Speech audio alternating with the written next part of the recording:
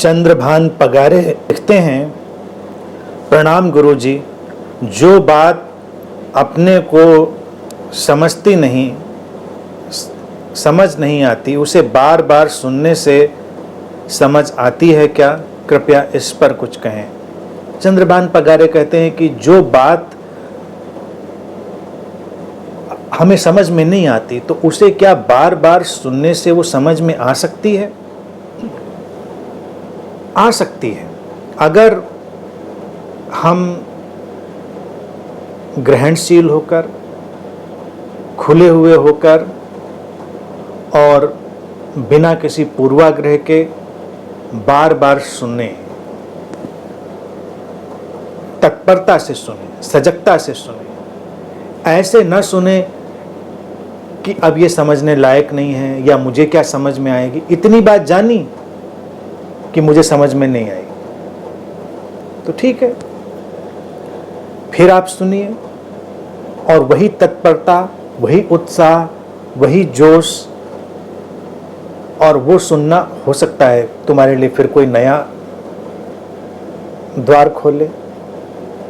उस द्वार के खुलने से भी हो सकता है बात पूरी समझ में ना आए, तो फिर उतने ही उत्साह से, उतनी ही तत्परता से, उतने ही खुलेपन से, उतनी ही ग्रहणशीलता से सुने, एक दिन वो समझ में आ सकती है।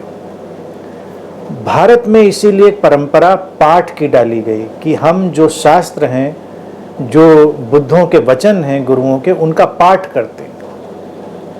लेकिन हम लोग इतने कमाल के लोग होते हैं, कोई भी खूबसूरत व्यवस्था हो उसको हम अपने हिसाब से ही अपने ढर्रे में ढाल लेते हैं। हम तो उसके रंग में नहीं ढलते, उसको ही अपने रंग में ढाल लेते हैं। इसीलिए जो समझदार गुरु होते हैं वो हमेशा अपने शिष्यों से सावधान रहते हैं, क्योंकि शिष्य गुरु के रंग में रंगे तो बात थोड़ी समझ में आती है, चलो कुछ अलग यात्रा शुरू होगी। लेकिन अक्सर शिष्य गुरुओं को अपने रंग में रंगने की चेष्टा में लगे रहते हैं और गुरु जरा सा चूके तो शिष्य गुरु को अपने रंग में रंग डालते हैं, बात खत्म। यानी गुरु शिष्य की जो परंपरा बड़ी खूबसूरत हो सकती थी, उसका उद्देश्य खत्म। इसी तरह से पाठ भारत की एक बड़ी अच्छी देन है मनुष्यता को, कि बात को एक बार मत पढ़ो। ये कोई फिल्म या कोई सीरियल नहीं है, ये उपन्यास नहीं है कि बस एक बार पढ़ा बात खत्म, याद हो गया।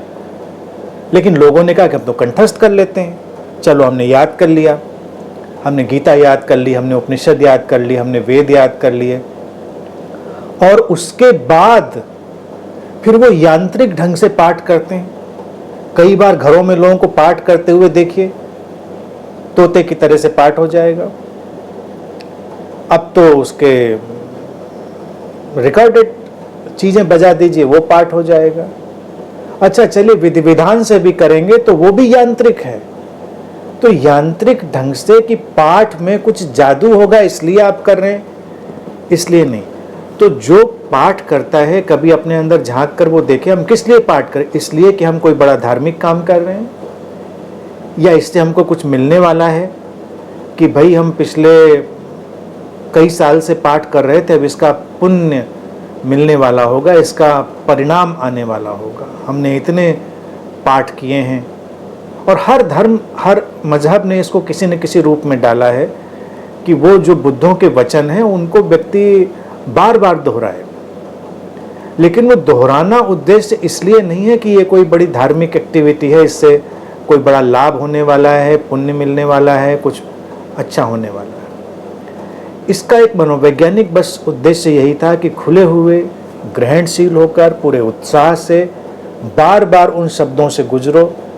आज समझ में नहीं आए तो हो सकता है कल आ जाए, कल नहीं आए हो सकता है परसों आ जाए, हो सकता है कभी आ जाए। कभी कभी हमारी ट्यूनिंग ऐसी हो सकती है शरीर मन की कि अचानक कोई चीज क्लिक कर जाए, जैसे रेजोनेंस होता है ना। जो रेजोनेंस का प्रयोग, जो थोड़ा भी विज्ञान जानते हैं बच्चे या जो लोग उन्होंने उसको देखा होगा, एक खास फ्रिक्वेंसी पर जब हम लाते हैं उस व्यवस्था को तो एक रेजोनेंस पैदा होता है, एक अनुगूंज पैदा हो जाती है। तो ये जो समझ है ये किस्म की रेजोनेंस है, अनुगूंज का पैदा होना है। तुम बार बार उसको व्यवस्थित करते रहते हो, व्यवस्थित करते रहते हो, एक बिंदु पर आकर वो व्यवस्थित होती है और अचानक क्लिक से कोई चीज़ घट जाती है। तो ये बहुत संभव है, लेकिन ये संभव तभी होगा जब हम समझने के लिए अपने को व्यवस्थित कर रहे होंगे, अपने को ओपन, रिसेप्टिव, फ्लेक्सिबल बना के चल रहे होंगे और पूरी तरह तैयार होंगे उसको स्वीकार करने के लिए।